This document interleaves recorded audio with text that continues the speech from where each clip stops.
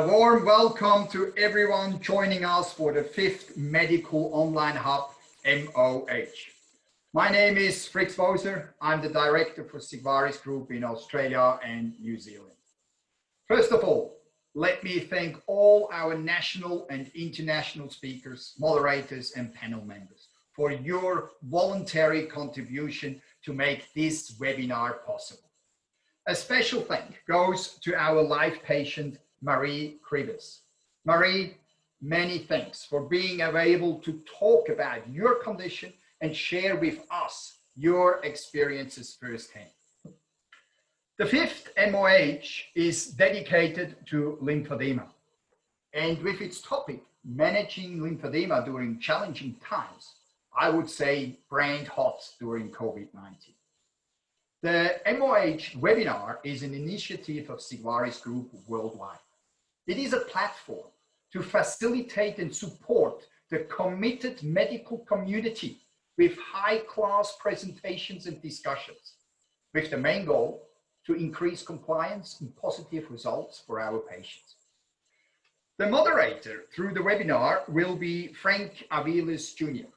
Frank is a passionate wound care clinician for over 30 years. He is the Wound Care Service Line Director for Natchitoches Regional Medical Center in the US.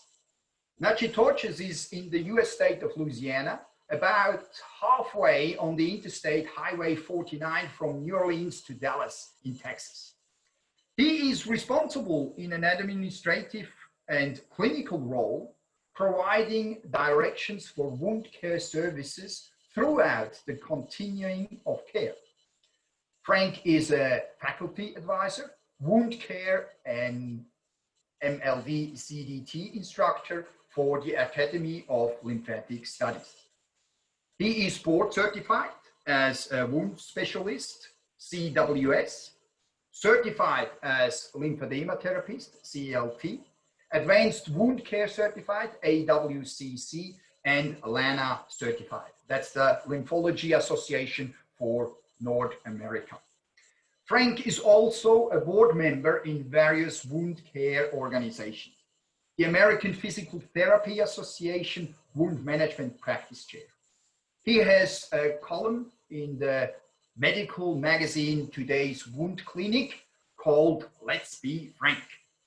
He developed and hosts the wound healing roundtables along with the virtual wound rounds, and he is a wound care consultant for many organizations in the US and abroad. So, thank you for listening to me and enjoy the webinar. Frank, please take over from here. All right, Fritz, thank you so much for the introduction. I want to tell you, when you're passionate about what we do, you'll go to the end of the world to do anything. And I'm honored to be included in this panel of international speakers. Now, I do want to thank, first of all, you for attending, the audience for being part of this. I do want to thank Fritz and Mahmoud and the Sigvaris group for allowing us to put this together, okay? I also want to thank the speakers and all the panel members that we have, because they're volunteering the time and expertise to help others. Now, let's talk about some housekeeping rules first before we start the seminar. I do want to let you know that everybody will be muted. And if you move your cursor around, at the bottom, there should be a Q&A section. So if anybody has questions, please write it down. We're going to do our best to answer them during the presentation. We'll have some time for to answer some of the questions. And if we run out of time because of the number of questions, Fritz will forward that to us and we'll answer them.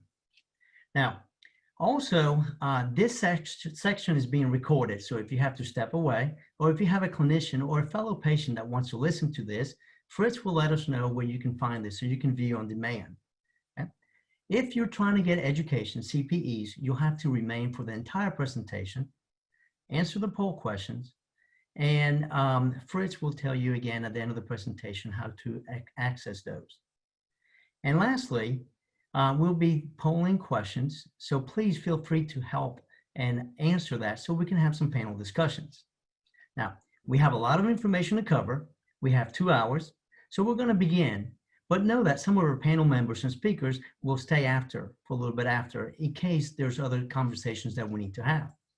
With that being said, I want to tell everybody that I am so honored to serve as the moderator for this great topic, lymphedema. All my experience, it is in wound care, but my second love, which is now my first, is also lymphedema because they go hand in hand.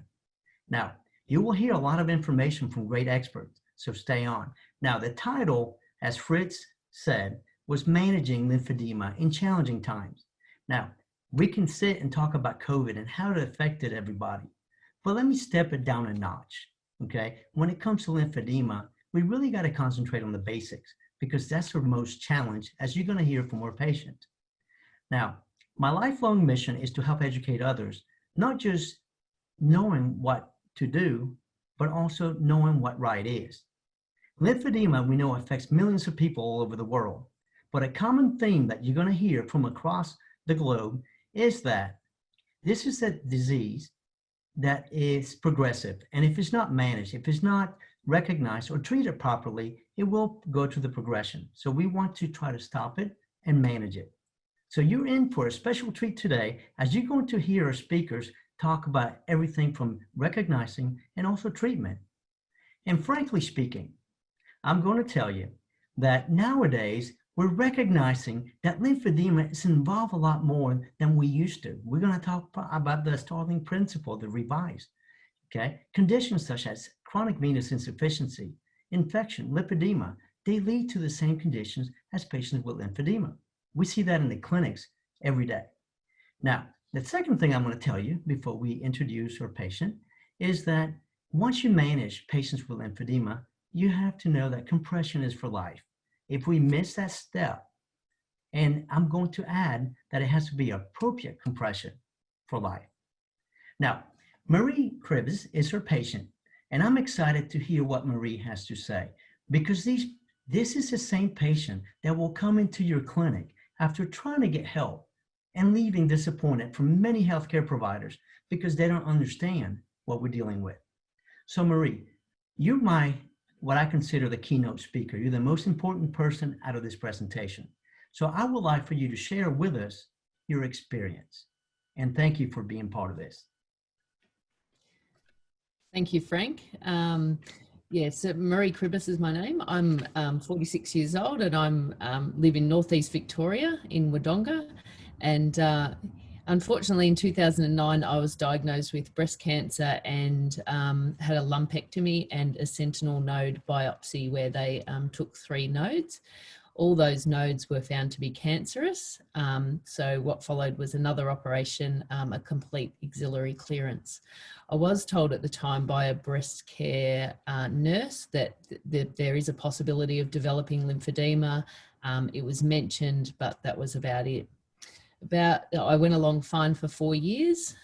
In about 2013, I felt a heaviness in my arm on the side I had the surgery. I also felt like I had a strained muscle in my arm that became quite sore, and I'm quite an avid tennis player, so thought it might have been due to that. Didn't think much more of it until the arm felt infected almost, and then I developed a fever. I ended up in the emergency department with a feeling of just that I couldn't do anything, that I felt quite ill and overwhelmed. And they gave me some antibiotics, and a few days later ended up at my GP, who said that I'd developed lymphedema, and I was sent on my way. That was about all I was told. Being an educated person, luckily I had the foresight to go and do some research for myself. I put my name down at our local hospital to go into the lymphedema clinic, which is very understaffed. We have a regional community of about 95,000 people, and there's a lymphedema specialist there 3 days per week. So I was told there'd be a 6-week wait, and I thought, I don't think that's good enough. I need to probably go and see someone else. So I saw a physiotherapist in the community who was touted as a lymphedema specialist as well.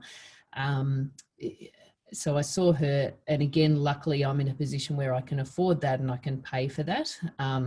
So I saw her and she measured my arm and fitted me with a sleeve, a compression sleeve, which was great. And I was on my way with a review in 6 weeks. And again, the arm was measured, checked the sleeve was okay. And that was sort of all that was happening. And after reading, I thought I should be doing more than this. So I ended up going back to the physiotherapist at the hospital, who then prescribed me with a night sleeve, which I used, and that was quite helpful as well. And I continued to see the the physio at the hospital and the private physio. And the physio at the hospital eventually said to me, you should see a lymphedema specialist, and referred me onto a lymphedema therapist who was able to do manual lymphatic drainage, prescribe other sleeves. The Sigvaris sleeve was one of those, the use of kinesio tape, cupping, and I got a lot of relief from particularly the manual lymphatic drainage. And I still to this day see a lymphedema specialist once a month to care for that arm. I also make sure that I'm quite active and keep active to keep that arm going. And tennis is a great help because it helps that movement of the lymphatic fluid.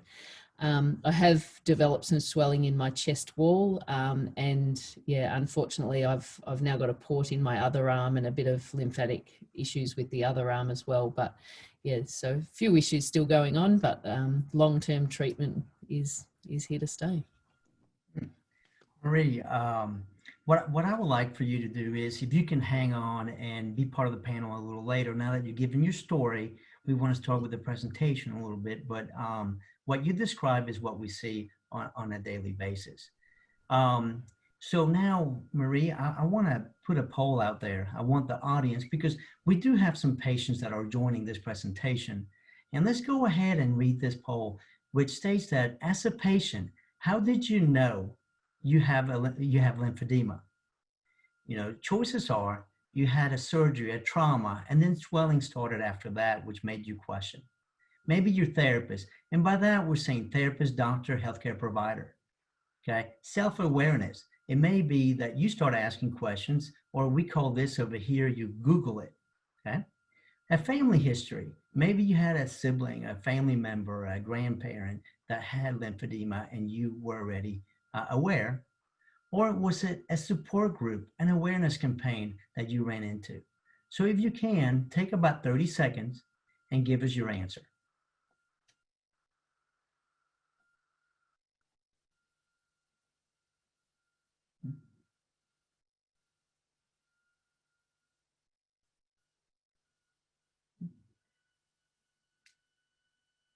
So as you're finishing that up, we're going to close the poll, and let's just see the response, and then we'll be discussing this later as a panel. So number one response was my therapist. So, okay. So let's go ahead and close this. And now I'm excited. I'm going to introduce our first speaker. I met Professor Neil Pillar, and I was impressed with what he had to say. When he started looking into lymphedema, he said that one person gave a presentation, and that's what started him. And I'm going to tell you, after you listen to Professor Pillar, he is the one person. He's the one that can help you. Now, to give you a little more information about Professor Pillar, he's involved with Flinders University. He's the director of the Lymphedema Clinical Research Unit. He's also well published. He's an editor for the journal Lymphedema out of the UK, also Lymphedema Complete Medical and Surgical, Lymphedema Research and Biology. He's also editorial board member of Lymphology USA and Phlebology. He's also a board member of the Australia Asian College of Phlebology, and he's also a patron of the Lymphedema Support Group of South Australia, as well as a patron of lymphedema. So he is a wealth of information, and we're so thrilled to have him here give the presentation. So thank you so much for taking part of this.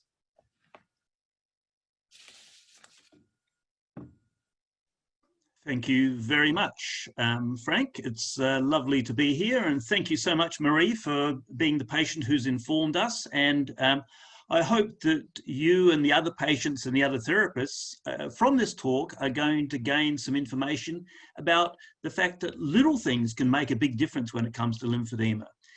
The reason why that's important, as you'll see, the lymphatic system is not a really great fast-acting system. It's slow and delicate and easily damaged. So what we're going to have a look at is the basics. I'm now going to share my screen with you so you can have a look at what's going on.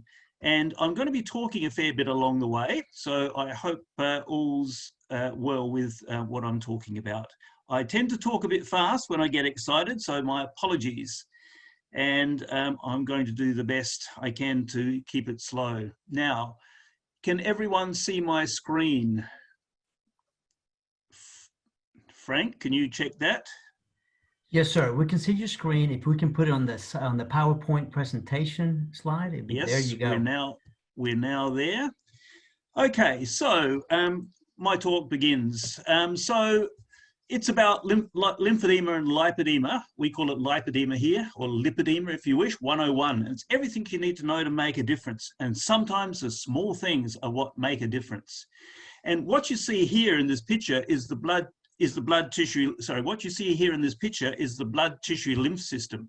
And this is where it's all at. This is where if too much leaks out of our blood vessels, where I'm showing you right now, or there's problems in this interface between the arterial side and the venous side, here is where the problem is. And the green little bits you see are the lymphatics. And if they're not draining properly, then this whole environment here becomes one that's not so healthy, not so good for the cells and the tissues and everything else in it. And that's what it's all about, the blood tissue lymph interface. Now, with the lymphatic system, one of the most important things for us is to think, act, and assess holistically. Because look at this picture here. You can see fluids leaking out of our blood vessels are going up from our legs, past our knees, past our groin, our tummy, our thoracic area, to our left shoulder, junction of the jugular subclavian. If we look again at this video, you can see here on the right arm, it's a different drainage pathway, a different system draining into the right lymphatic duct area. So it's a long and torturous system, low pressure, delicate, easily damaged, but we can make a difference to it, how it works. Now, why this big picture that you just saw? Well, I want to emphasize some points to the therapists and to the patients. We've got to empty the buckets first. You can't put fluids in a bucket that's already full of water. We have to create a space for the lymph and its contents to enter into. And many of our therapies attempt to do that, but sometimes we don't do it before we begin our therapies. We don't do it after we've finished our therapy and these sort of things. So anyway, all my talk is about what can help patients, partners, and carers to do these sort of things, to get better outcomes from what they're doing and better results for themselves. So let's have a look at the general parts of the lymphatic system. First of all, our general drainage areas are called lymphatic territories. And each one of those is separated by a watershed. It's like all of the states in America or the states in Australia. We've got boundaries between us, and sometimes we don't want things to go across those boundaries. Sometimes they do. Sometimes it's essential for when one area is congested to open up another area. Anyway, that's where these territories and watersheds are important. And you can see here in this picture the approximate diagrams in a stylistic fashion of the lymphatic territories of our arm. 3 in the upper part, 3 in the lower part. You can see here the legs, again, a medial one, a lateral one, and a major one, and then one behind the knee. You know, these are stylized. No one's exactly like this, but it gives you an impression of what that lymphatic system is like in terms of the territories, the divisions of it. I just want to clarify for you the organization of the lymphatic system. Down here along the bottom, you see the deep fascia, that's overlying our muscles. Right above that is our larger collector vessels. And one of the exciting things about the lymphatic system, on which many therapies are based, is this vessel here. It's an interconnector. It's an anastomotic vessel. If this system here, where I'm showing you now, gets blocked, this vessel will open up and this one will take over. Then if we go up a little bit more superficial, we can see the pre-collectors and we can see the initial lymphatics, where all the materials have leaked out of the blood vessels, go into the lymphatics, are taken away, and then processed, as you'll see. Now, what's really important is what you see in this diagram here, and I'll just stop it here. Have a look at this fibril here. This fibril goes out into the tissues. This is linked to an endothelial cell. And as the pressure on this fibril changes, our endothelial cells open and close these junctions here and allow fluids to enter and to move along our lymphatic system. This is a crucial point. We have to get the material out of the tissues into the lymphatics and then along them if we can. And you see here, once we've got it into the lymphatics, look what happens. It starts pumping. Neurogenic and myogenic mechanisms get that system pumping and take that fluid away to the nearest lymph node, in particular the proteins you just saw just then. So we've got to get it into the system. Let's have a look at the factors which determine lymph load, because for a patient or a therapist or a clinician, every one of these is a leverage point for you. Capillary pressure, okay? The capillary pressure, we can talk about arterial and venous capillary pressures, but if your arterial side of the system pressure is high, you're slightly hypertensive, you're going to have more materials leaking out. There is a management leverage point. If your capillaries and your vascular system is a little bit lacking in terms, has got a problem with permeability, then obviously we can make it stronger. If there's too much proteins in the tissues for all sorts of various reasons, maybe we can help the lymphatic system remove it, or maybe we can have some other process to remove that protein. Our number of active capillaries, as we get more active, more capillary beds open up, more fluid leaks out, more has to be taken away. But therein lies a leverage point, because sometimes a lot of people get active and stop and they don't move for a long time. And that means all those things that have leaked out are sitting around in the tissues. In a situation where you have lymphedema or at risk of it, you must warm down slowly, cool down slowly if you like. And the other most important factor determining load is long chain fats in the diet. We can talk about this later on. Now, the next thing is the factors which contribute to lymph flow. This is number one, lymph load. And I want you to think about that, because the more we put in the lymphatic system, the more it will work up to a certain limitation. Get it in there and it will take care of it if it can.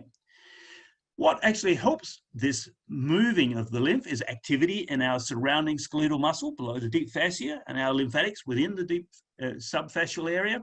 Our inherent rhythmicity of the lymphatics, the more you put into them, the more they get stretched, the more they pump, the stronger they pump in a basic sense. One of the other important things is the variation in our intrathoracic and intra-abdominal pressures. As we breathe, as we do things, varying those pressures is varying the pressure in those lymphatics in those areas. And on the venous system, which are capacitance vessels, and that helps empty the buckets, if you like, prepare the system. And then we've got these two things, pressures exerted by surrounding structures. Because the pressure in the lymphatic system generally is lowish compared to the vascular system, external pressures can slow it down, can constrict its flow. And then also we've got on the other side, pressures exerted by applied compression. These are the positive ones. We know that the pressure we're applying is positive. It's doing something to a particular lymphatic vessel in a particular area, or the venous system in a particular area. So these things help lymph flow. Let's go back and have a look at our lymphatic system and never forget these three things. It's low pressure. Okay, some experiments and studies have shown it can pump up to 100 millimeters, but it's sitting around 5 or 10 or 15 or 20 millimeters of mercury, low pressure. Small volume, 2 to 4 liters per day, maybe 100 mils out of an arm, 400 mils out of a leg, not much. It's slow flow and slow acting. Okay, it takes a while to get the lymph from the finger, from the tissues around the fingers up to the axilla and from the toes to the groin. But it's essential that it functions well for optimal immune response. And you see in this diagram now, this is where lymphedema and lipoedema is. It's superficial, it's epifascial if you like. That's where all the changes are. So it's amenable to external approaches and external treatments, but more about that later. Now, one of the most important things that we always have to get clear about and be knowledgeable about is the forms of lymphedema. And you see here primary forms and secondary forms. And just remember, we may have a primary lymphedema, which is associated with deficiency or poorly formed lymphatics underlying one of these secondary ones, which is why sometimes surgeons and radiation and medical oncologists are surprised that the small things they did cause lymphedema. And it may be because that lymphatic system is not 100% underneath it. But lots of things can cause this secondary blockage of our lymphatic system. In each case where that occurs, we get reduced lymphatic transport. That's a big problem. So what I'd like you to do is now concentrate on this diagram, and this will show it to you. Have a look here at 100%. Here's our lymphatic transport. Then we have surgery here, and it reduces that transport capacity by, let's say, in this case, 80%. You know, this person didn't get lymphedema and doesn't get lymphedema simply because the transport capacity here where my arrow is above the load on the lymphatic system. In other words, there's a reserve capacity. However, if the amount of load on the system increases where you see me moving the arrow now, and if that goes above the transport capacity, wherever and whenever this occurs, we have a swelling in the tissues. If that's chronic, if that's more than 10 or 12 weeks, that's lymphedema. And then we get to the other side of this diagram. Here's what we're trying to do with the patient. The patient is trying to reduce the load on the lymphatic system by things we'll talk about. The therapist is trying to increase lymphatic transport to get a reserve capacity back into our system again. And we'll talk about those strategies and targets later on. The other thing which I promised I'd talk about is lipedema, and it's classified into types and stages. We haven't got much time to talk about it. You see the progression here from a pure lipedema or lipedema to a lipolymphedema where the lymphatic system is involved. Here are the main points about it. We'll talk about it a little bit later on, but it's a disorder of fat metabolism. It's a normal deposition of fats, mostly lower limbs generally. It's chronic and progressive, just like lymphedema is. It's heritable, of course. We have a definition of the causes and types of lipodemas where the basic one is confined to the buttocks and the feet, the legs, sorry, but not the feet. Then we get arms involved, then we get lymphatic system involved, and then we have links with obesity and the like. We can talk about that later in terms of what that's causing, what it's doing to the lymphatic system and how that might be helped. Okay, so what we've got, let's imagine you've got in front of you as a clinician or a therapist, a whole pile of different legs. You know, well, who's got primary lymphedema? Who's got secondary? Who's got an underlying primary? Who's got lipedema? How can you pick the differences? Well, a patient can send you a photograph. That really helps, especially if it's a good one, like some of these. But we have to undertake a differential diagnosis. That is critical, because we need to be sure that that swollen limb that you're looking at and you're developing a treatment management program for is lymphedema, or it's lipedema, or a combination of one or the other. Otherwise, you're not targeting and you won't sequence your treatments properly, and you don't get a good result. The patient gets annoyed and the patient gets frustrated. So let's just talk about differential diagnosis for a while.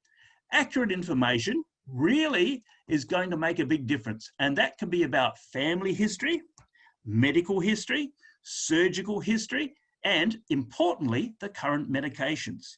As you would have seen, Professor Vaughan Keeley and I and others have written recent papers on medications which actually add to the lymphatic load or compromise lymphatic system function. A tweaking of those may be able to make a difference to the load on the lymphatic system, and that's the problem. So medications are good sometimes, but it can be bad sometimes if we're not thinking about them. Anyway, the most important thing, collecting those things, which you can do over the phone or via a computer app if you can't meet your patient, can actually improve the accuracy of your information. Now, this information is going to show some important things, and this is other reasons why the limb might be swollen. In other words, thyroid problems, myxedema, vascular problems, or phlebiedema, genetic metabolic disturbances, hypertension, heart failure, that is leading to an edema, kidney and liver disease, edema, current medications, edema, and the like. But we also have to ask and know about activity, occupation, BMI, that influences as well. Why have I put these up here? I've put them up there because if they've got a thyroid problem and they've got a lymphedema as well, manage the thyroid problem, manage the vascular problem, manage the hypertension, and that will mean you'll get a better outcome when you're targeting and treating the lymphedema. Is that, I hopefully made that clear to everyone. That's a really, really important point. Target, target, target.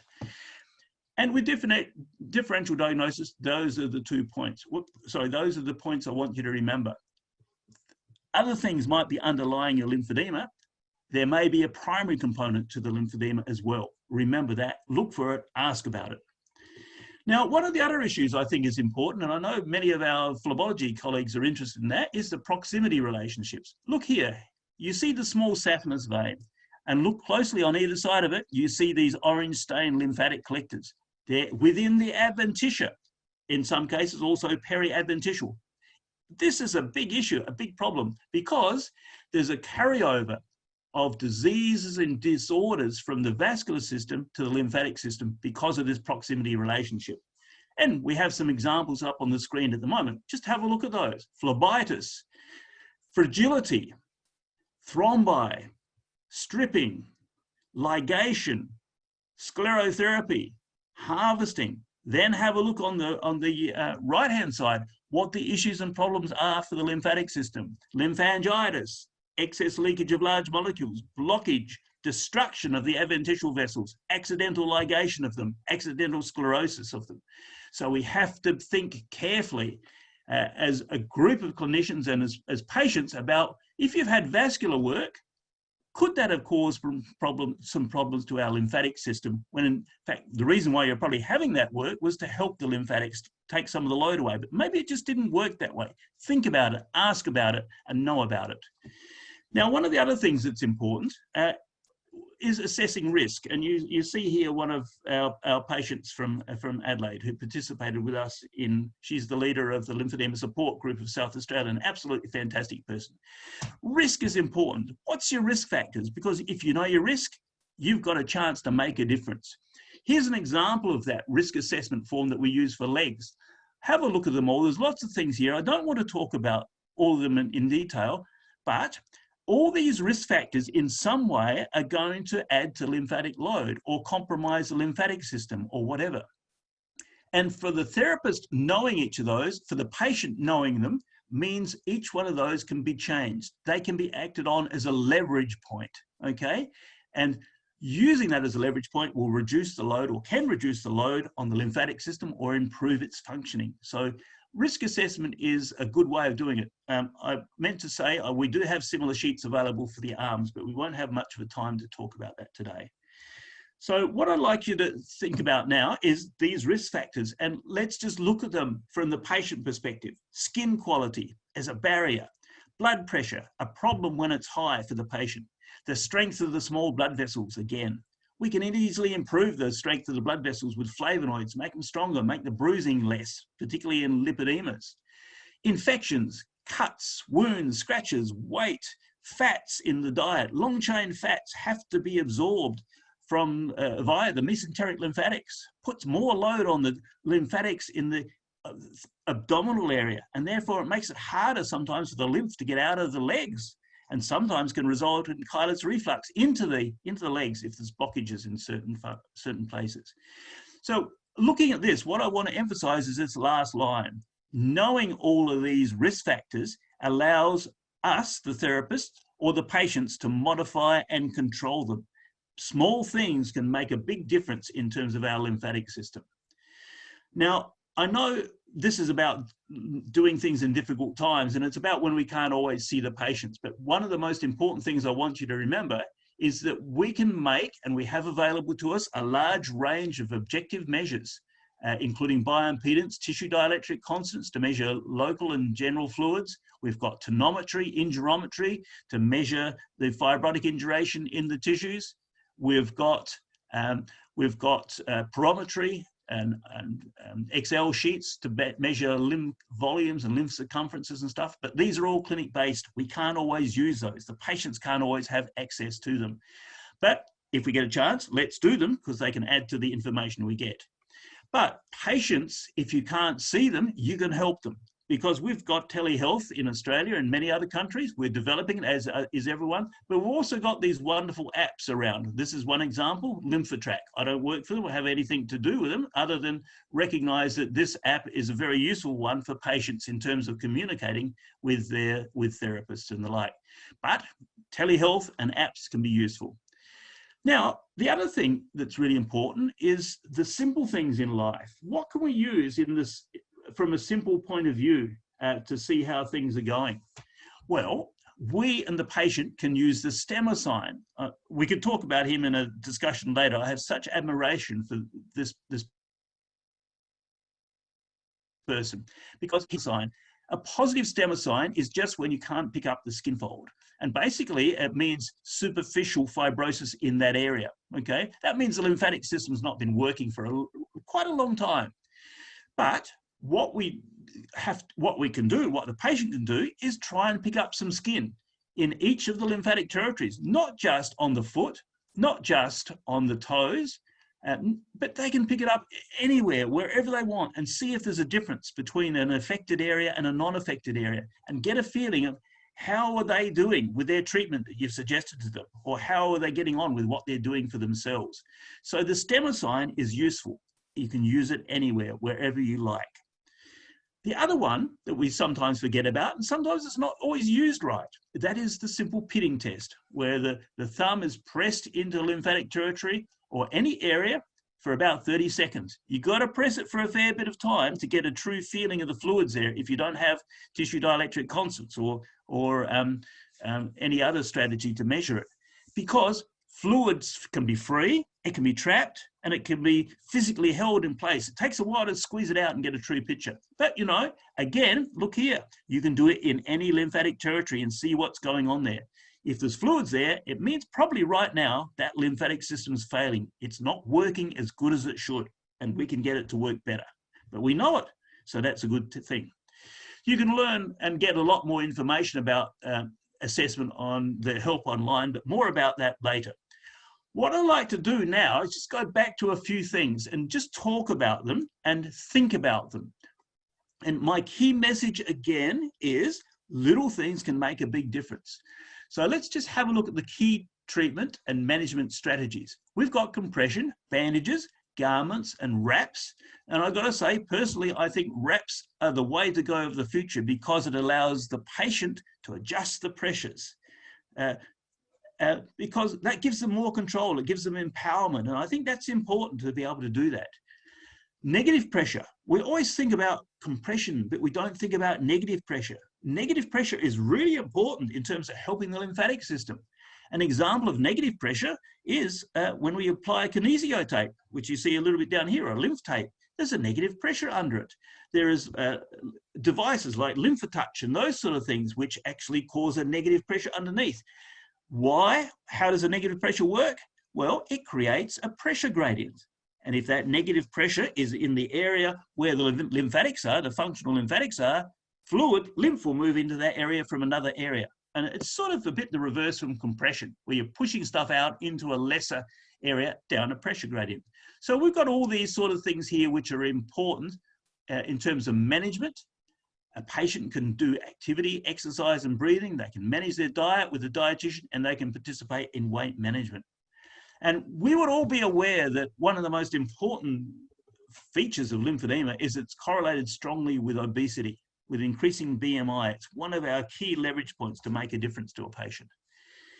So what I like to do is just show you what happens now when we compress a tissue. I want you to realize that, you know, down here is the deep fascia. Here's our collectors. And here's what we're doing when we're adding a little bit of compression.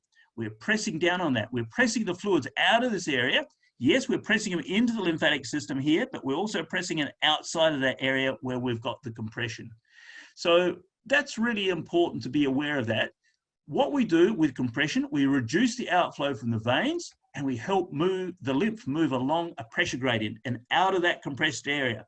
But where compression sometimes fails is the pressure gradient ends up proximal to distal, and we end up with a swollen foot or a swollen finger or something like that. So we have to watch out. Also, if we're pressing this area, wherever we want that fluid to go, we have to remember, empty the buckets, because it's going to be easier. It's going to be a better pressure gradient. It's going to be easier for the fluids to move out of that area. So empty buckets is one of my key messages for today. So I want you to think about that. Here's the empty buckets bit. Simple actions can help lymph flow. Deep breathing. Who's breathing deep at the moment? I bet you're all sitting there concentrating right now, not breathing. There's not much tidal movement, I bet. Take a deep breath. As you take a deep breath, you'll find you'll change your intrathoracic and intra-abdominal pressures. Lymph will move and blood will move into those capacitance vessels in those areas and be easier to clear from your legs or your arms. The other one is gentle isotonic isometric muscles, because every time you move your muscles, that really helps the lymph to move into lymphatic vessels and then along those vessels. And here it is for the patients. General movement, self or partner massage, just massage pads, electrical stimulation, anything that gets those muscles moving is going to help the lymphatic system. And here again, my key point, empty the buckets. Empty the buckets before you don or doff a garment or a wrap or do anything. The fluids need to have somewhere to go, whether it's from the vascular system or the lymphatic system. Yeah, they'll find their way out, but if you can actually create the opportunity for a greater pressure gradient, you're going to get a better result quicker. Important. The other thing, I guess, is a sensible one, which is ensuring low mesenteric lymph loads prior to going to bed in the evenings. And my mum used to say, you eat breakfast like a prince. Oh, sorry, that's a lie. You eat breakfast like a queen, I guess, and lunch like a princess, and the evening meal like a pauper. Don't eat too much within 3 or 4 hours of going to bed, because if it's a fatty meal, it's going to add load to your system. And she was living in the days when it was called dropsy and all these sorts of things. But, you know, simple things make a difference. Here's your breathing pattern. This is something we published and did clinical trials on. It's a 10-second opening of the arms and closing of the arms. And objectively, yes, it helps remove fluids from the legs and the arms in particular. Let's just have a look at this again, just to know what we're doing. Here you see when the muscle beds are contracting or being moved by massage or whatever, here's what it does. Look at it, there it is. It's moving. It's moving and helping these lymphatic collectors. You see here the lymphangions pump. Over this side, you see what happens. Just imagine your hand is running over the tissues, or a massage aid is running over the tissues. This is what it's doing as your hand moves up those tissues. It's causing it all to move. Every time it moves, these vessels here get compressed. The tissues get compressed. Fluid moves into the lymphatics and along the lymphatics and out of that area, as long as it's got somewhere to go. Now, some situations, though, may slow lymph flow. And here it is, bloating. How many of you bloat? Okay. How many of you get constipated? It's not so important for us, but if you have a compromised lymphatic system, if you've got lots more fluids leaking out of the vascular system in your legs, and you've got some compromised lymphatic drainage, any bloating in the abdominal area or constipation within the intestines is going to slow lymph flow through that area or even from those areas. So fat in the abdominal area is not good because that's surrounding the abdominal contents and may make it difficult for lymph to move along the trunks through the abdominal area. Shallow breathing, another big enemy, okay, and constant external pressure in the wrong place. Bras and underwear. Have a look at that there. Look at that bra strap sitting right over the drainage point of the right lymphatic duct, and same on the left. Look at it down here. You know, there's not much going to that ipsilateral groin. There's not much going through this area because of pressure. Those things can make a big difference. Think carefully about constant external pressure in the wrong place. You might be sitting wrongly at the moment watching this program. If you're sitting wrongly, there may be a lot of pressure on your lymphatic system in 1 or 2 places, which may not be appropriate. Let's get back to the basics again and think about normal lymph flow. I know I haven't got very long to go to talk, but the arm's about 5 mils an hour, 100 mils a day. The leg's about 200, 400 mils a day, 20 mils per hour. And what I want you to realize and think about as a patient, as a practitioner, it doesn't take too much effort to change these flows. Small things can make a big difference. We, the therapists and the patient, just needs to know what to do and what sequence to do it in. And you're all aware of all these sort of things here. Here it is here, the conservative treatment summary. You know, we have an intensive phase. We all agree with that. We have a maintenance phase. And this maintenance phase is really important because here the patient, the partner, and the carer takes responsibility. One of the other things I think always is to keep an open mind about treatment options and to very carefully sequence and target your treatments. Do things in the right order. And as a therapist, the one important thing I believe for you is ensure you know what the patient wants. What are they after? A reduction in the size? A reduction in an improvement in how the limb feels, Or do they want to be able to undertake activities of daily life better? Put their hands above their head, do their hair, or hang up washing, or clean the shed, or clean the car. Now, one thing that we believe is important here in our area is one thing different at a time and see what really works. We sometimes try so many things and don't know what of those things is the key leverage point. What's the really important thing that works? So ask the patient to keep a record and communicate those findings to you. And apps are available certainly to do this for everyone. Briefly, why we have to pay more advice to our lymphatic system. Early advice, even over the phone, can reduce lymphedema risk. Early signs of lymphedema and lipedema can be detected by practitioners and by the patients using those simple things I showed you. Early intervention, we know, reduces the severity of lymphedema, can slow the progression of lymphedema, and can reduce health system and patient cost. And this is absolutely crucial. You know, I always think it's really important if we can slow down or stop the progression of lymphedema, we are going to make a big difference. Okay, that's really important on its own. But if we can reverse it, absolutely fantastic. But slowing it is important. Getting that leverage point is important because it gives confidence and control back to those patients. And that's what we want. Some examples of good websites. There's many of them around the world. These are just a few examples. Make sure the information you get is good quality information from good quality sites. Please do that. That's very important. My last appeal is think, assess, and act holistically and do it in partnership with your patient. It's that trust, that partnership, which is going to lead to better outcomes. Here's my email address if you want to communicate with me. And I'd like to thank you all for listening. And I know it's been basic, and I'm sorry about that for some of you, but I hope it's the first step in making a difference for you. And remember, you know, just a phone call or a computer-based telehealth link can make a difference. And in the lymphatic system, small things make a big difference to all of us. Thank you. Professor Pillar, thank you so much. Love the presentation, love the animations, and you bring in a lot of points that we do want to talk about. And before we go to questions, though, let's go ahead and do the second poll. And while we do that, let's go ahead. The question is, in your area that you work, what is the most prevalent cause of lymphedema dysfunction? So what do you see the most? Is it patients with cancer, patients that have lymphedema due to cancer? Febrile lymphedema, patients with venous congestion that leads to a lymphedema component? Patients with primary or secondary lymphedema? So take about 30 seconds and answer that.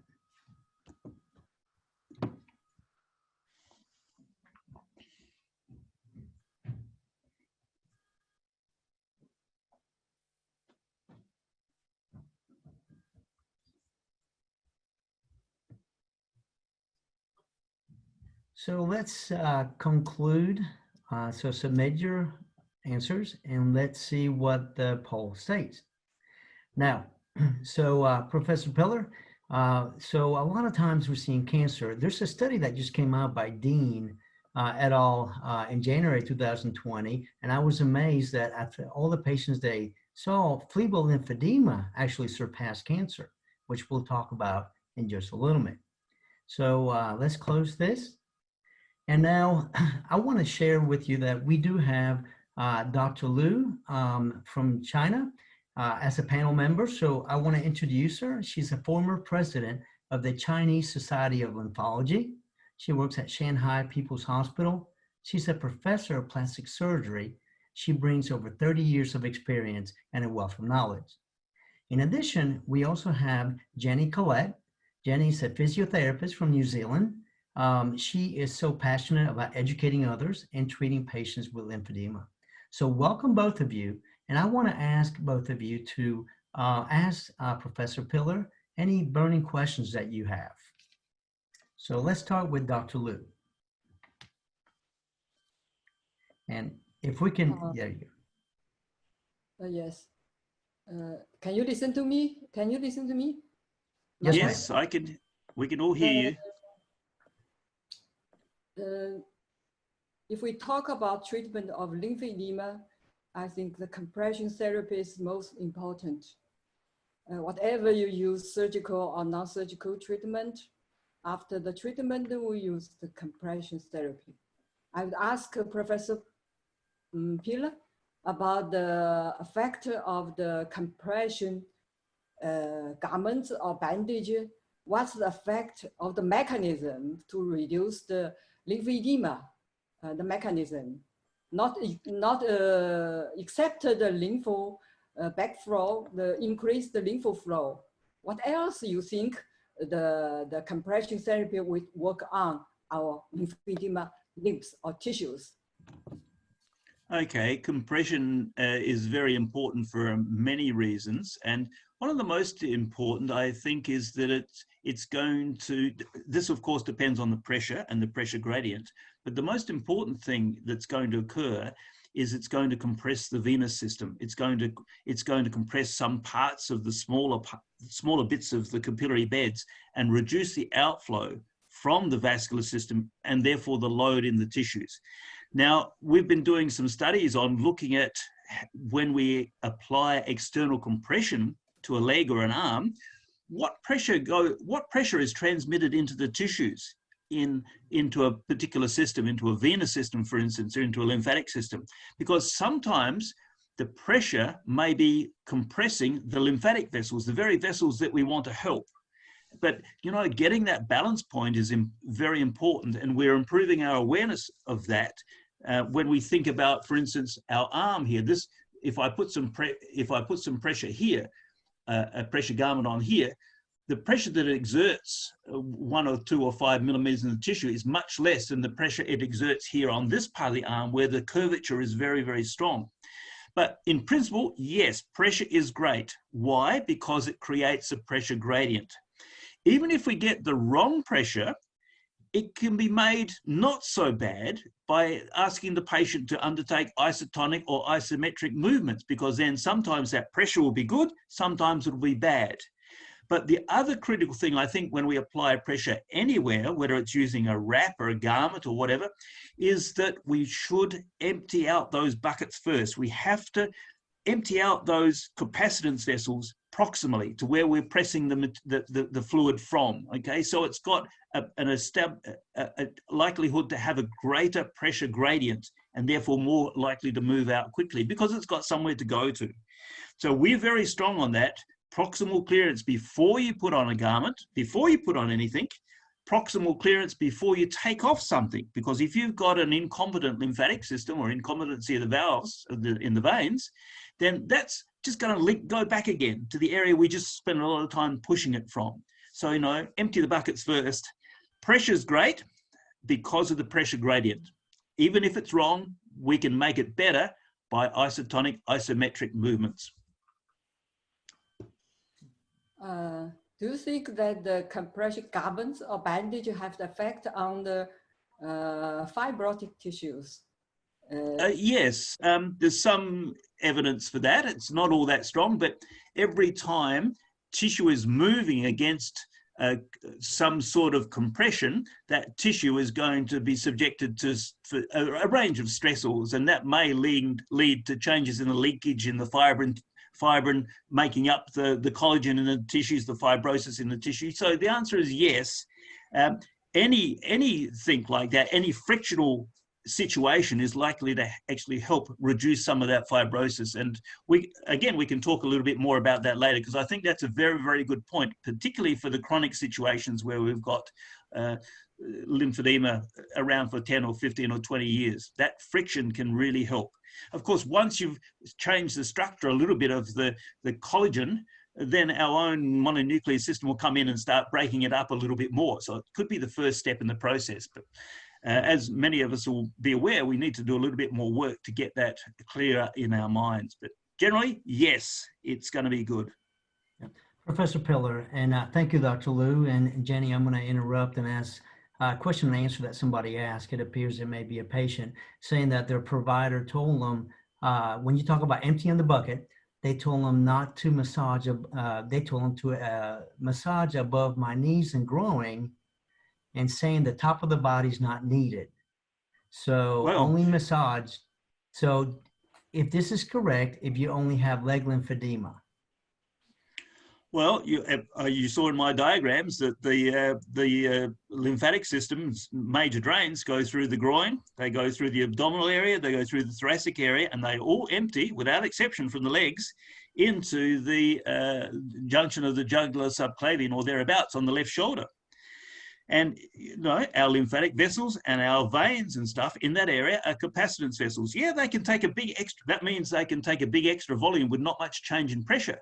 But by heavens, if they're full, there's a pressure there. And if there's a pressure there and there's a pressure down in the legs, you know, that pressure in the abdominal and thoracic area is going to stop that pressure having an impact on clearance from the legs.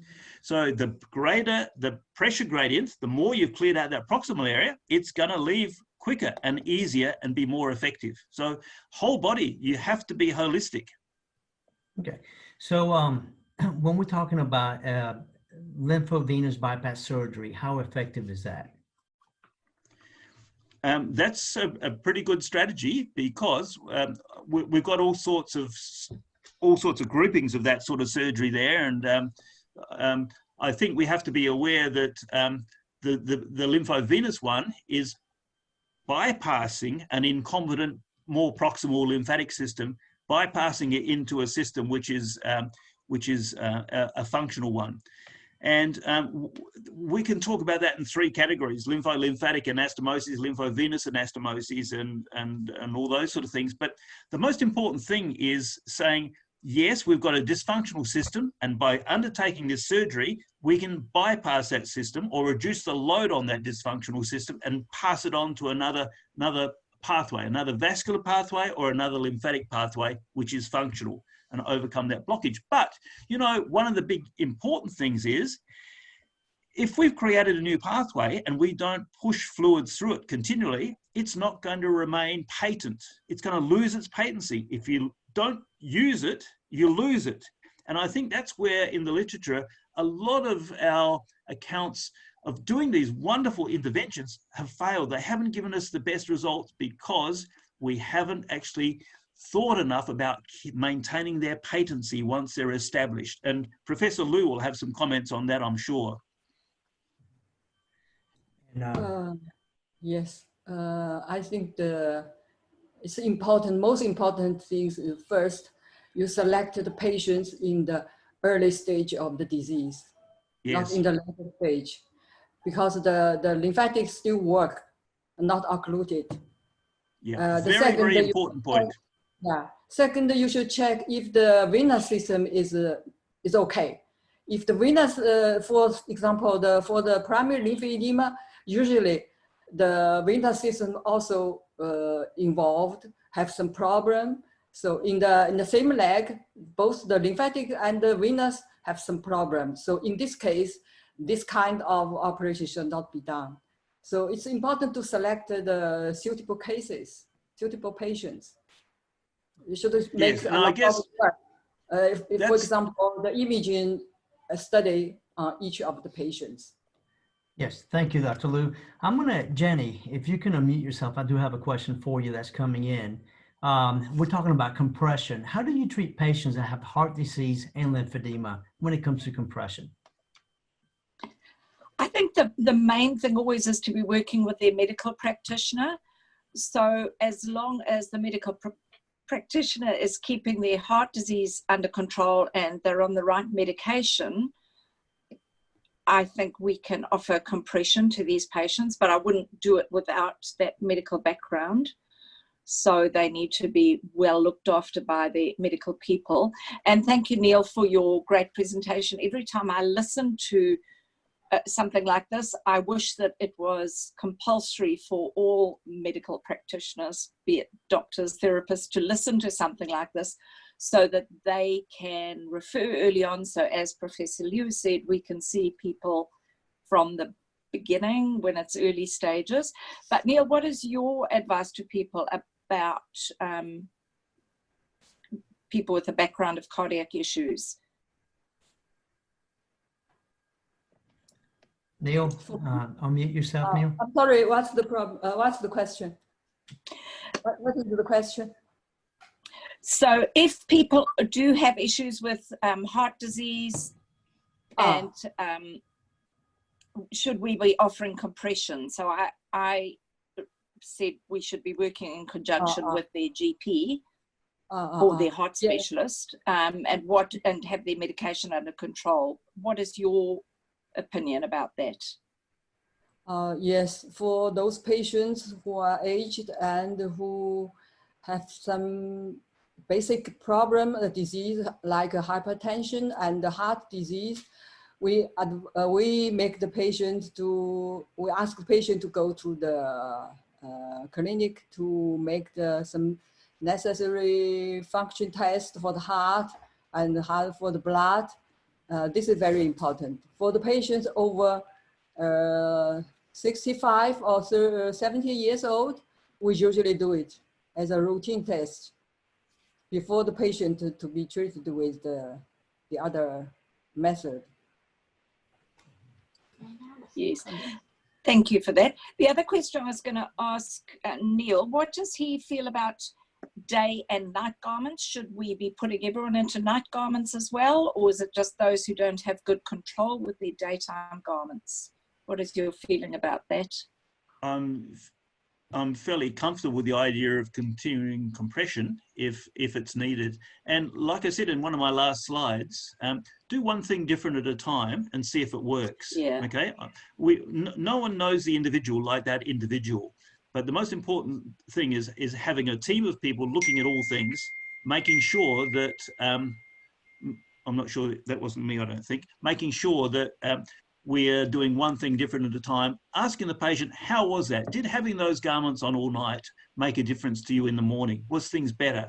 In which case, go for a light compression garment. But, one thing different at a time, give it a chance to work, and then add something else or remove it if it doesn't.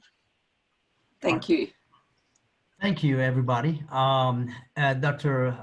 Professor Pillar, that was great. You talked about the anatomy, which kind of leads to the next. So now we're going to move on. Even though there's a lot of great questions, we're going to have to come back and answer those later. But I do want to introduce our next speaker. And if you're joining us now, we also are welcoming you because we're having social media joining us also as well through the Zoom platform. But our next speaker, Andrea Mangion, phenomenal. She's a lymphedema physiotherapist. She's an honorary lecturer at Macquarie University. For 3 years, she worked as the ALERT Education Coordinator, and ALERT stands for Australian Lymphedema Education, Research and Treatment. She's involved with HELP, which stands for Health Education on Lymphedema for Patients. Her experience takes her through a vast number of practices from private practice to hospital setting. She's also an Australia-Asian Lymphology Association endorsed trainer. And what I like about her is that her key interest is to develop adult education through innovation, e-learning, and also she wants to empower patients and clinicians to do what's right. So I do want to introduce Andrea Mangion, and thank you for this presentation and for joining us.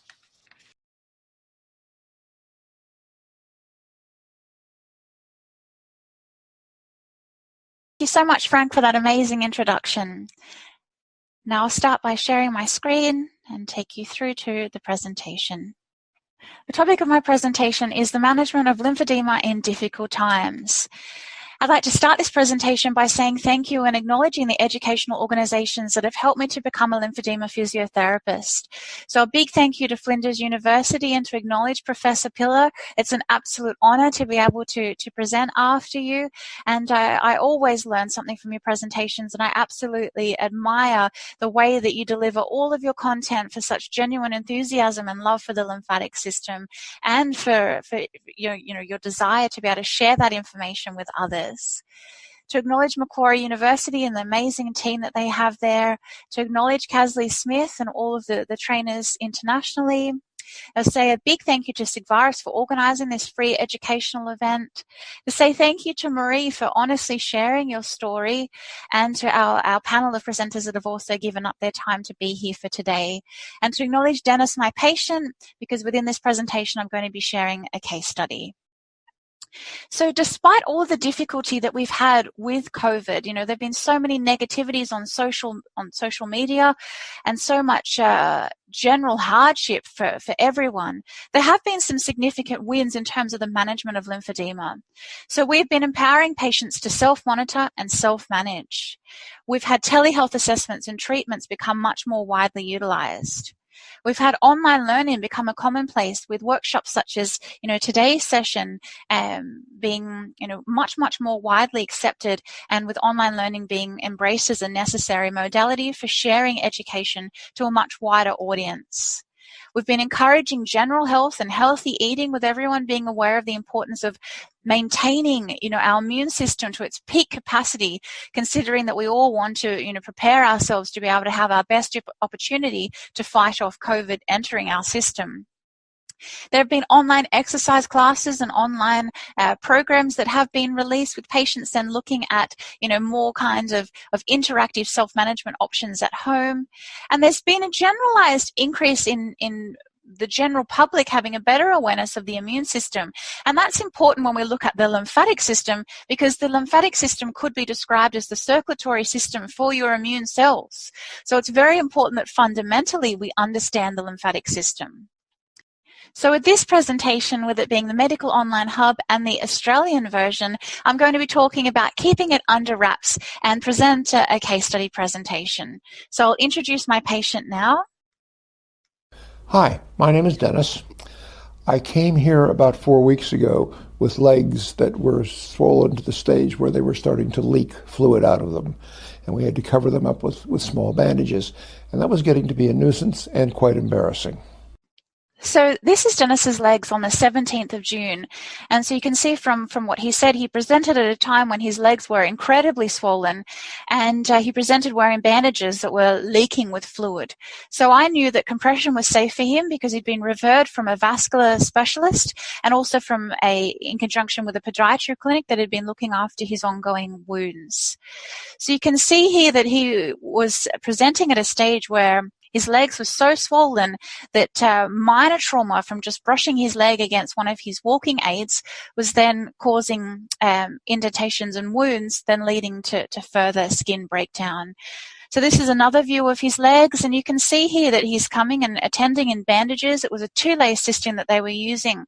And considering with Dennis's history, he's a diabetic, and you can see from his previous picture that part of his left foot had been removed surgically, and that was to do with poor blood flow and ongoing infections that he was getting into his left foot, and poor bones stability throughout that left part of his foot, a classic Charcot's foot that we see in diabetic patients. So he had that part of his foot removed. So when I'm looking at his tibialis anterior tendon here and seeing that redness, that is a slight alarm bell for me that's ringing there. So that's where, when we are using 2-layer bandage systems with any of our patients where they're at a high risk of further trauma and potentially under bandages, then potentially adding some foam to that system is completely appropriate if we're wanting to protect any bony prominences and any tendons that we think could be at risk of rubbing.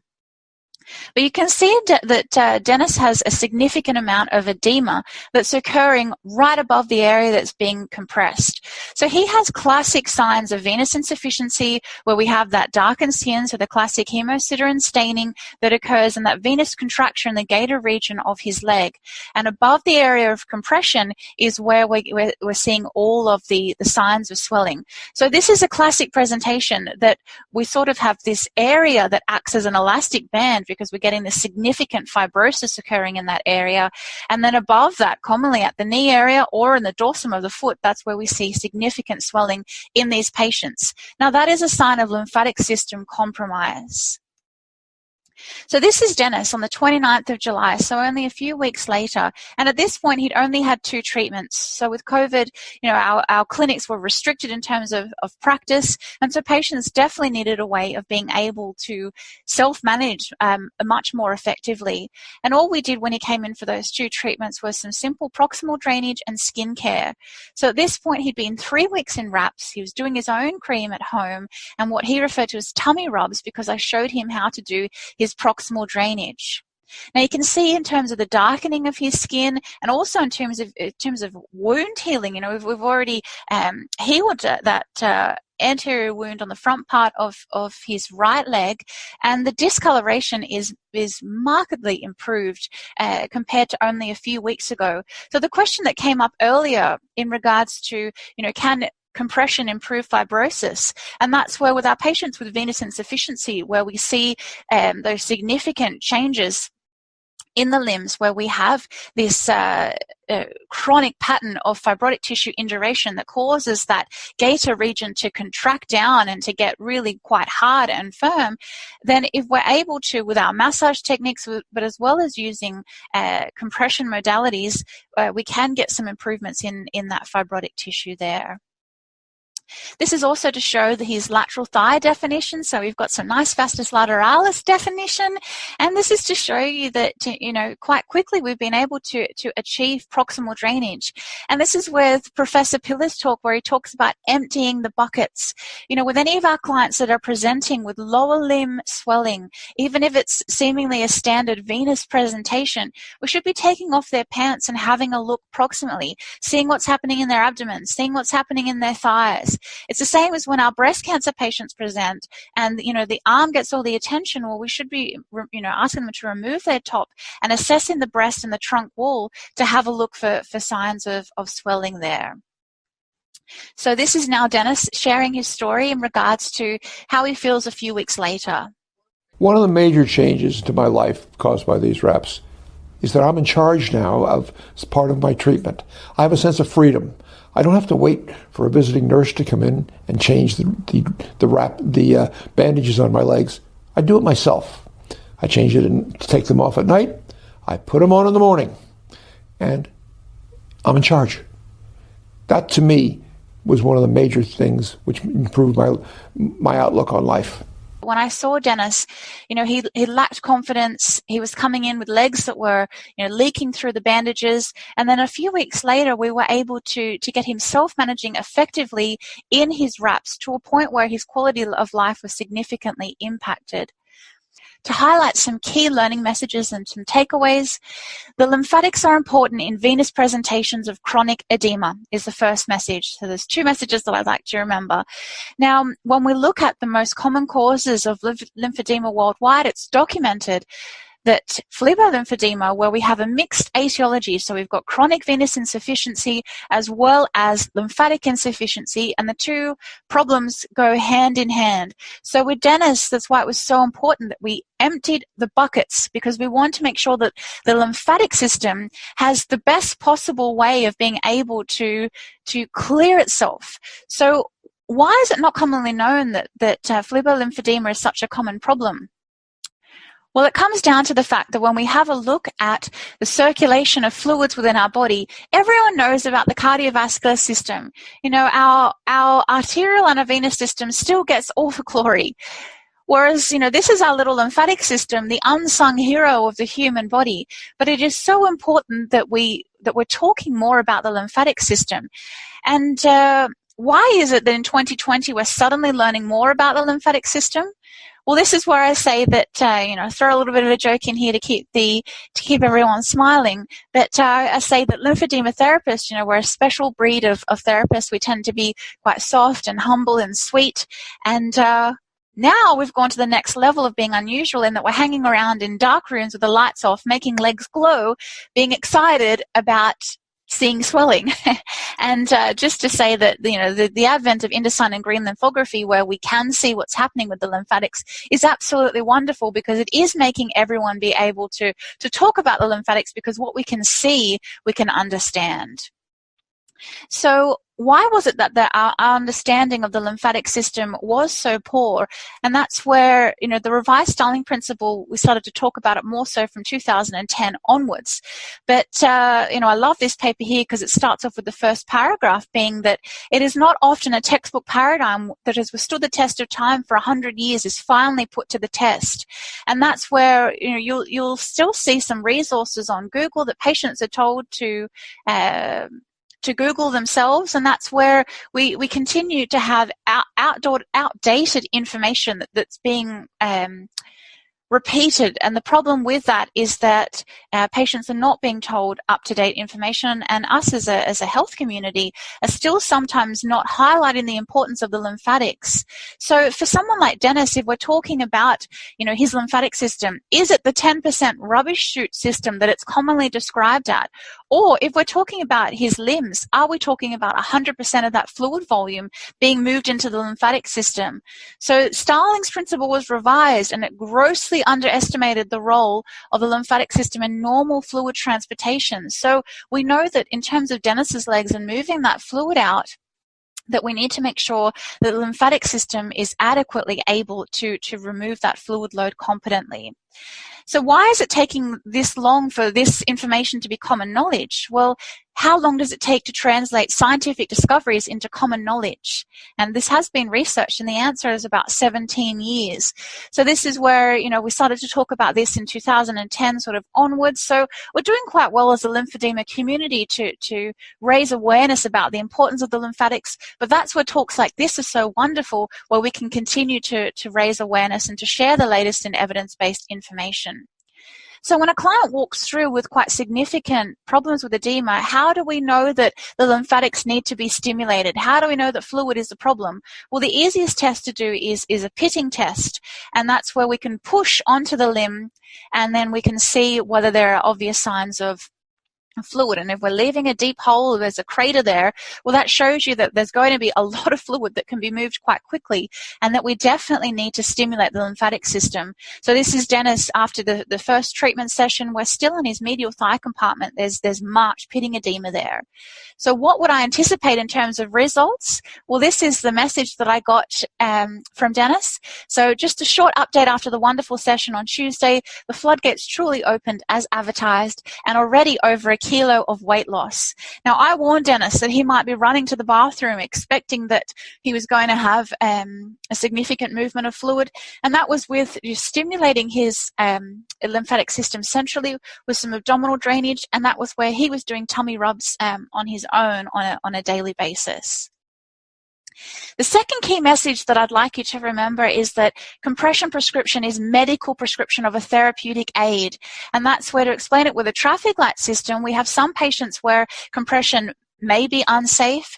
In Dennis's case, there are patients where compression needs to be put on with caution, and we need to be careful about compressing the limbs. And then there are some patients where compression is just a green light and we go. So certainly for patients that have primary lymphedema, we know that we need to put them in very firm compression and be quite assertive with our prescription of pressure.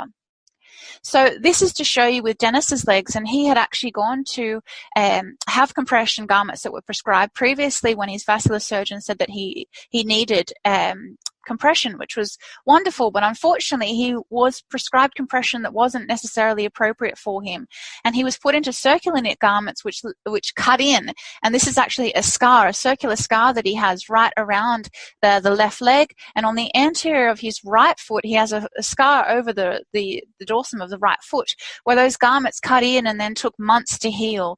So the key take-home message here is that we need to make sure our compression prescription is perfect, so that as close to perfect as what we get it. I'm never perfect. I always make mistakes, but we just try to do the best that we can, but really thinking that we don't want to do harm.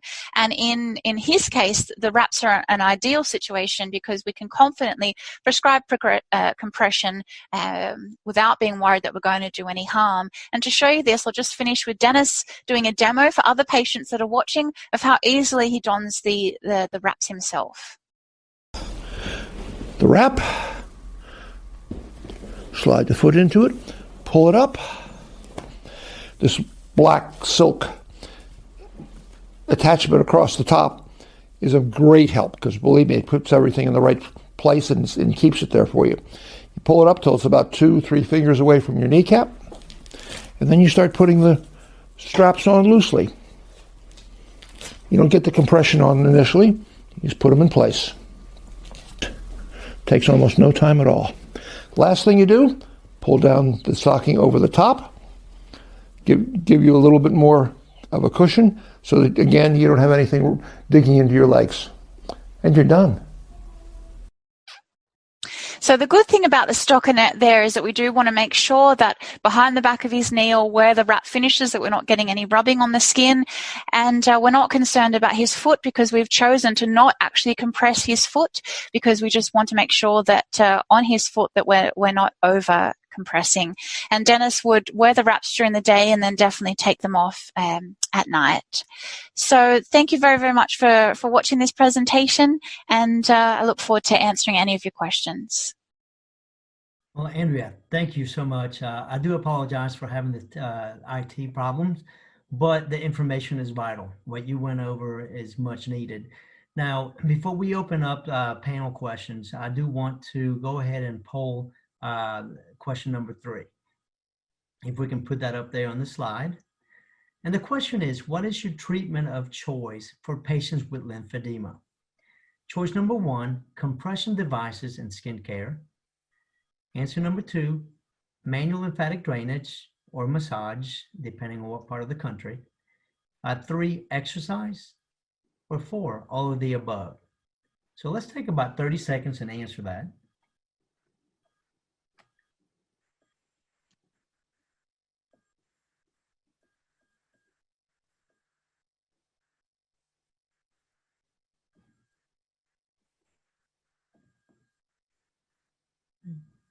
And let's go ahead and wrap up and let's see the answer. So all of the above, that is great, very impressive, because I'm going to tell you, when I teach, and I teach in and outside of the US, I see that people miss components. You know, they either do one or not the other. So that's wonderful. You got a great group there. So now I do want to open up the panel, Dr. Lou and Jenny, to go ahead and ask Andrea some questions while I poll some from the audience.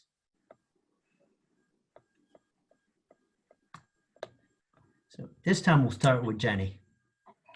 Hi, Andrea. That was fantastic. Well done. I think we all needed to hear that. As you say, we're just seeing so many more patients present with venous issues as maybe the initial presentation. And as you say, we have to look deeper.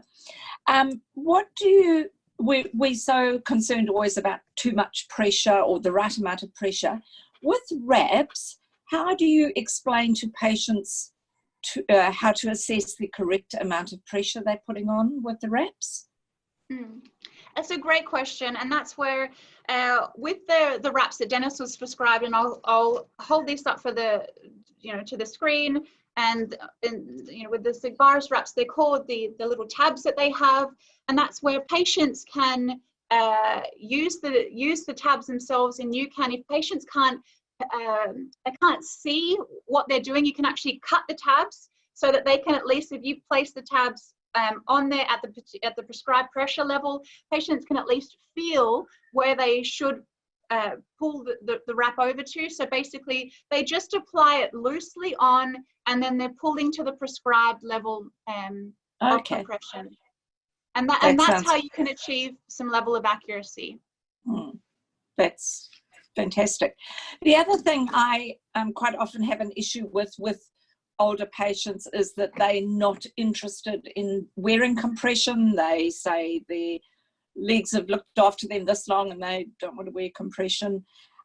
Is it just encouraging, or how would you encourage somebody who is declining compression when actually they need all of the components, the massage, the skincare, compression? What do you do to encourage someone to?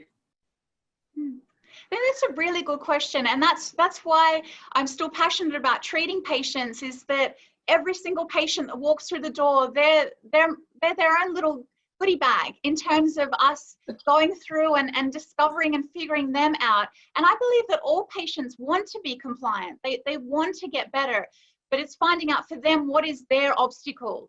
I've had patients that have said, I haven't worn this compression garment because the therapist just said to me, you need to wear it, but they didn't understand the rationale as to why they should wear it.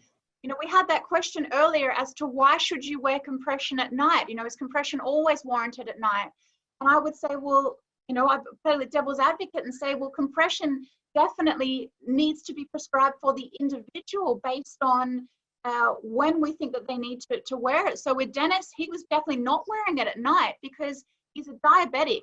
He's got very poor flow into his foot. So for him, I said to him, absolutely, you cannot wear compression, you know, at night. I want you to make sure you take the wrap off at night. So with Dennis, when he came in, he hated the bandages. He'd had terrible experiences from the circular knits that had cut in and caused wounds. So if I then had said to him, I want you in a comparable garment, there's no way he would have been compliant because he'd had a horrible experience. So that's where I think, to answer your question, it's more about getting to know our patients, understanding them, and if they're not wanting to wear compression, then really talking to them about why, and then just sometimes trying our best. And, you know, in some cases, I haven't been able to prescribe a garment. We've tried everything. We've tried wraps. We cannot get a garment on.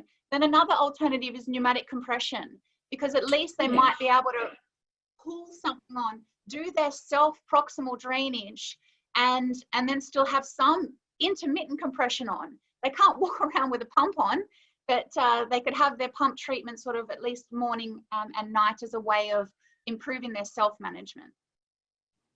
Thanks, that was a great answer. I think we all see those patients. As Neil said, it's a partnership thing, and we have to spend time to work with them as to what the hindrances are really, and what their goals of treatment are as well as ours. So thank you for that. That was great.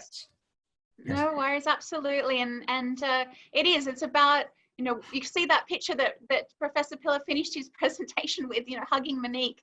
And if we can all aspire to that level of a relationship with our clients and our fellow colleagues, I mean, that's absolutely what we're aiming for. Yes. Andrea, I'm going to move to the Q&A from the audience because we're getting a lot more questions, but I do want to make a comment that Professor Pillar put a risk assessment there, which people are asking to see where they can get a hand of that. But when you look at all the numbers, BMI was the highest as a risk factor from what I saw. But a question's coming in: should obesity or patients that are obese that do not have lymphedema wear compression garments at night or during the day? Would this help them developing lymphedema?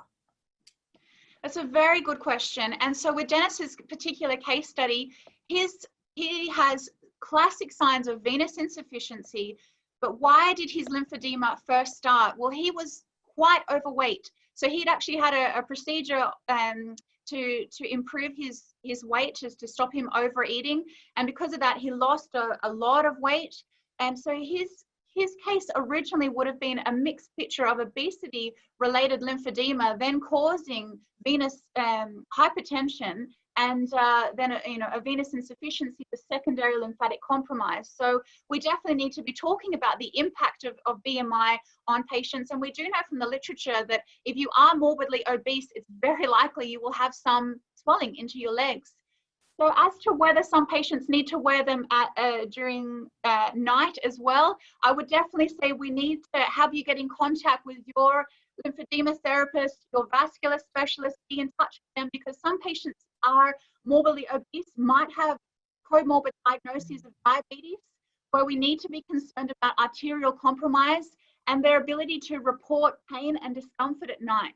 So with Dennis, if his garments are too tight at night, we might not know about that. So if you've got significant problems with your ability to feel your feet, then it may not be safe to wear compression at night.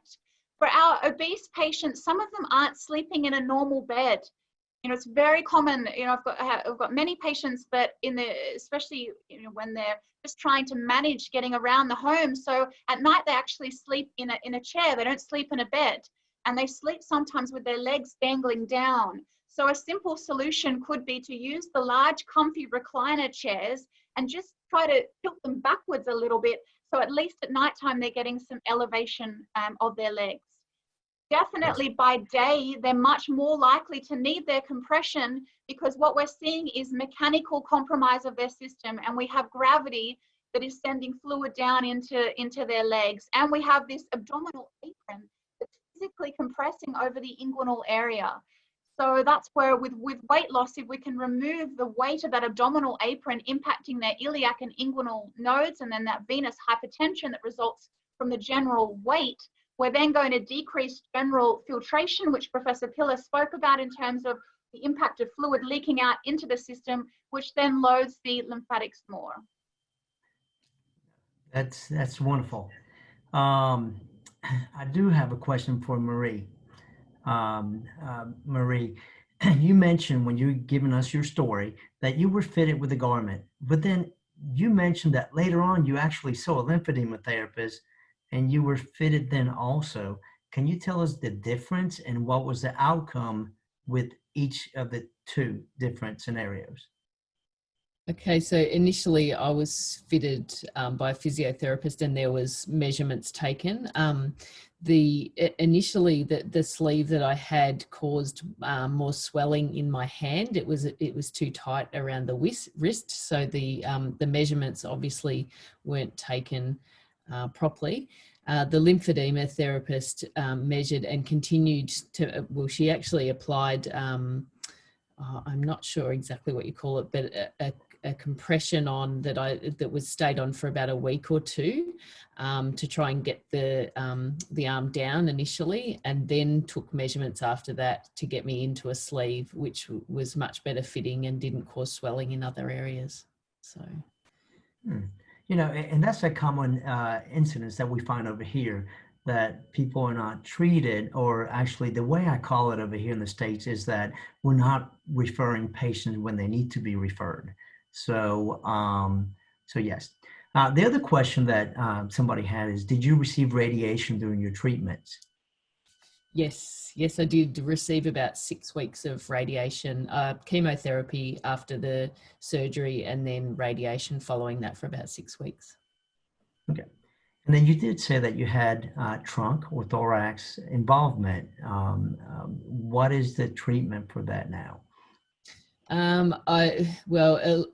Lymphatic drainage, but I do have a vest that I wear that it's like a singlet that I wear that causes that friction that Professor Pillar was talking about.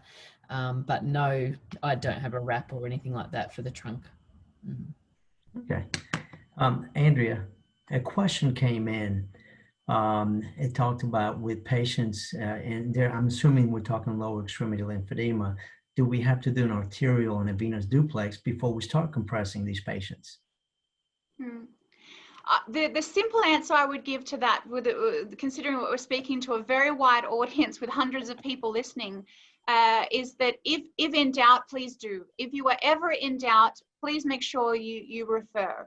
There are some signs and some things in their medical history that can make us more concerned about arterial flow. So certainly if we have a history of diabetes, if we see any wounds that present in an arterial manner, you know, for example, venous wounds tend to be much more in the gaiter region of the leg, and we tend to have signs of hemosiderin staining, which you saw with Dennis's legs, that darkened staining. We tend to have signs of venous contracture, and the wounds that are related to venous problems tend to be much more in that gaiter region of the leg. So in terms of garments, where we're talking about B up to D.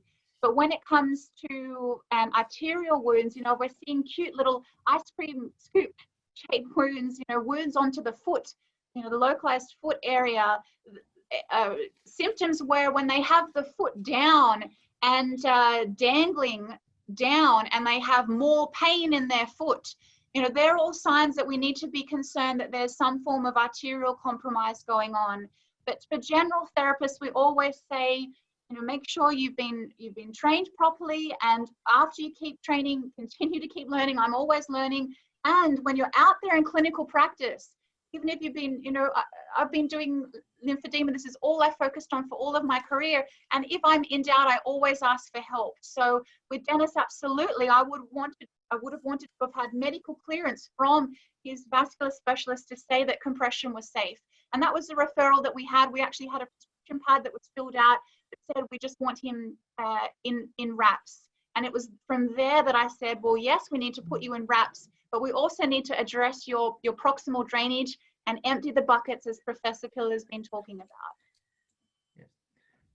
Love the analogy. And before we ask Professor Piller a question, I do want to ask Dr. Liu. Dr. Liu, a lot of times we have all these types of edema, but in the patient population that we treat, patients with lymphedema dysfunction or lymphatic problems, can you tell us long-standing swelling that's not treated properly? What kind of harmful effects or what kind of complication will we see with these patients?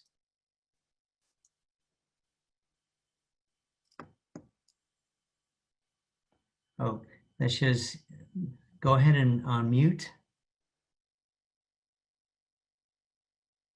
Yeah. There you go. We can hear you, Dr. Liu.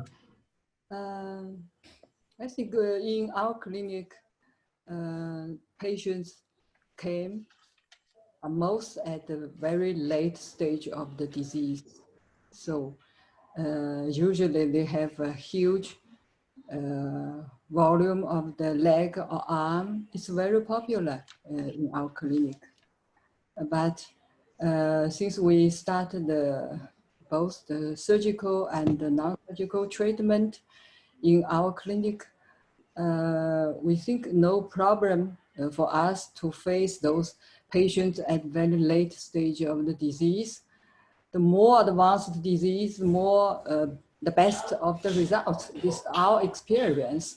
So before we start the treatment, we educated the patients, and for the patients with the lymphedema and of the stage 3 or stage 4, we use the CGT, MLD, and the bandage. I think over 90% of patients got very good results. It's not difficult to deal with the patients at the later stage of the disease. I think the more common the problem for those patients is the infection. Some patients had the skin infection every week. It's terrible for their life. So this is a big problem. We also have some special advice. Maybe you don't know, but it's in China. It's very famous. We use specially designed device for the skin infection of the lymphedema patients. We also have some specially Chinese medicine herbs. It's also very effective for prevention and also treatment for the patients. This is the common problem for us to face for these patients. Yeah. And Dr. Liu, you're right, infection and wounds, and I have to refer patients because I can only handle so much. Wounds are not so popular. For lymphedema patients, no, not so popular. It's not common problem, but the infection is most difficult problem for us. Yeah. What I have in a rural area is that patients with lymphedema end up with wounds, whether it's radiation injury or whether it's another problem. And when we refer them to patients or therapists, they won't treat them until the wounds heal. So we're in a conundrum because we need the lymphatic address, but they can't address it until the wounds heal. So I think the wound in the lymphedematous skin is not a big problem. If you ask a patient to lie in bed for 1 week, it's okay. If the patient have also the problem with the venous system, so this is the problem. For the pure lymphedema, it's no problem. 1 week, 10 days is enough for the leakage of an ulcer to be healed. No problem for me, for our clinical workers, no problem. Yeah, okay. It's not big challenge. Yeah. Thank you, Dr. Liu. Let's go ahead and do our last poll question. So the question is, what is your compression treatment of choice for better compliance and outcomes with your patients? So the choices are, number 1, short stretch bandage. Number 2, Velcro elastic wraps or alternative wraps. 3, compression stockings. Or 4, pneumatic compression pumps. So tell us, what is your compression treatment of choice to have better compliance and outcomes? We'll take about 30 seconds.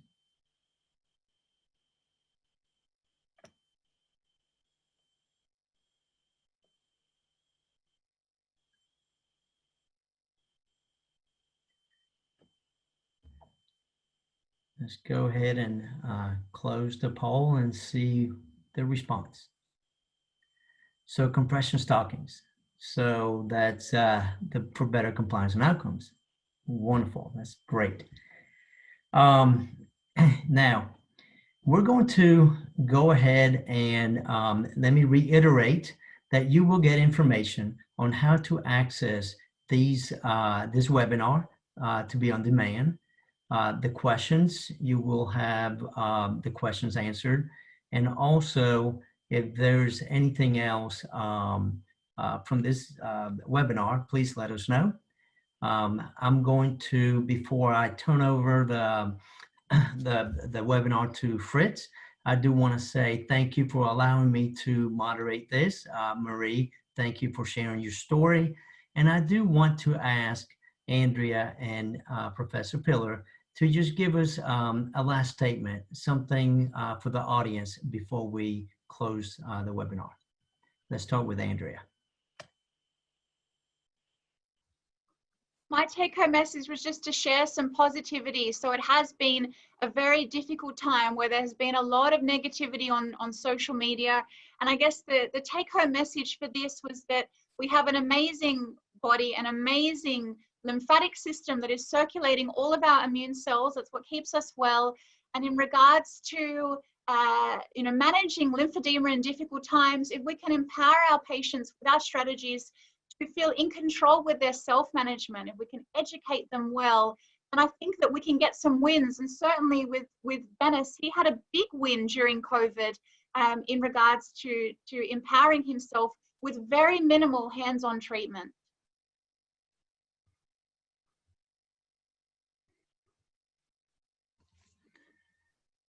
Okay, am I live? Yes, sir. We can hear you. Okay, right. I couldn't see the sign come up. My take-home message always is develop a partnership. If you're a therapist with your patient, if you're a patient with your therapist, it means exchanging a lot of information. It means giving information, asking about information, because only when both of us, both sides are fully informed, can you have targeted and sequenced therapies and treatments. Then you have more trust, you have more communication. And the other take-home message, I think, is small things make a big difference with our lymphatic system. Yes, when it's failed, we've got an inflammatory disease or inflammatory disorder. There's lymphokines, cytokines, all those sort of things sitting around the tissue. And if we can get that system working just that little bit faster, that little bit better, those levels decline. The lipogenic factors decline, they reduce a little bit, so you don't get more epiphyseal adiposity and stuff. So little things make a difference. Get some objectivity behind what that difference is if you wish, but in association with your therapist. And that objectivity might be, hey, I've done some breathing, I've cleared out some of my lymph out of my arms and used bioimpedance spectroscopy or tissue dielectric constants to show that to the patient, or to use the pitting test to show there's a little bit less fluid there than there was before. It's one thing at a time. Small things make a difference, and some evidence for our actions, and then we can look at better outcomes for everyone. And there's nothing greater than a pleasure of suggesting something and seeing it work in your patient, and then extrapolating that to other people. We have lots of learning experiences. All of us who are listening today, every single one of you who is a therapist, or if you're a patient, what you have to do is document your experience as a case study. It's the case study that can lead us to a small pilot clinical trial that leads us to larger trials. We've got many, many things to learn about the lymphatics and the lymphatic system and its functionality. And in many cases, the reason why we've done some things, some trials with our medical students and the like, is the patient is asked a question about something and we don't know the answer. And we do a small study on it and see what's going on. That small study is the first step in improving our knowledge base. So ask questions, get yourself published, please. And I'm happy to help anyone get published in any of our lymphatics or lymphology journals, because that's our important first step. It's not, don't think it's not important.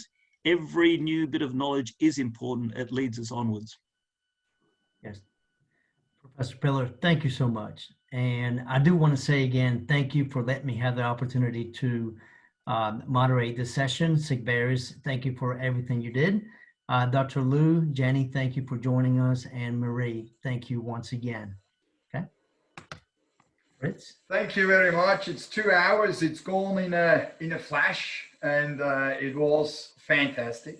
We had about 600 people online listening to our speakers. Neil Pillar, thank you very much for your contribution. Andrea Mangion, thank you very much for your contribution. Marie, thank you very, very much for being here and really being a live patient. I think it makes so much a difference to the whole thing. Professor Liu, thank you very much for joining from China. And Jenny, thank you very much that we could twist your arm around, that you are here for the New Zealand flag, waving the New Zealand flag. This is absolutely fantastic. As well, Frank, I think it's about 4 o'clock in the morning at your part of the world.